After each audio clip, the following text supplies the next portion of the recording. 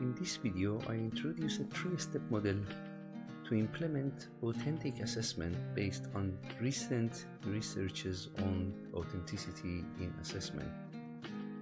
The steps are graduate profile, design of the tasks, and evaluative judgment and feedback. The first step, graduate profiles, is about what learners must know after finishing their course and what are they able to do. To design this step, educators should answer the following two questions.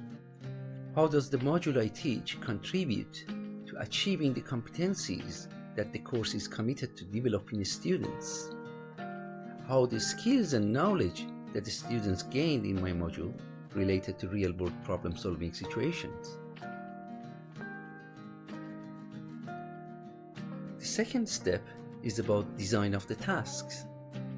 To do that, educators should think about three things: real-life problem-solving, going beyond academic formats, and higher-order cognitive skills. Links to the real-world problem-solving situations or stimulation of the real-world problems is one of the key elements of designing authentic assessment. This will allow students to develop skills they needed for future professional performance.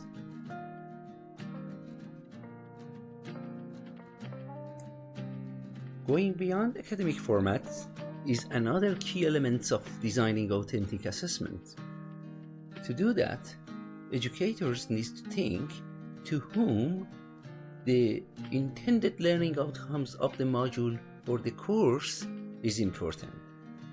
They need to think about employers, they need to check perhaps some job descriptions. Higher order cognitive skills is about contextualization of the curriculum. Educators should design the task in such a way to provide the students with opportunities to apply, evaluate, judge, criticize, analyze, decide, innovate, or invent something related to the knowledge that they gain.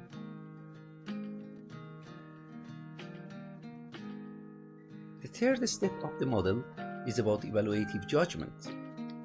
What we mean by evaluative judgment is to provide opportunities for students in which they could develop skills to be able to evaluate the quality of their own work and their peers. That means authentic assessments need a clear and transparent assessment criteria and rubrics which has to be communicated with the students. The rubric will provide the students with the information about what they are expected to do, and also they will be able to evaluate their own progress through the task, as well as evaluating the work of their peers. And obviously, providing effective and sustainable feedback and feed forward is crucially important through this process. By providing sustainable feedback, educators could bridge between students' present needs and prepare them with their future needs. This will improve their evaluative judgment skills and enable them to make judgment on their own performance.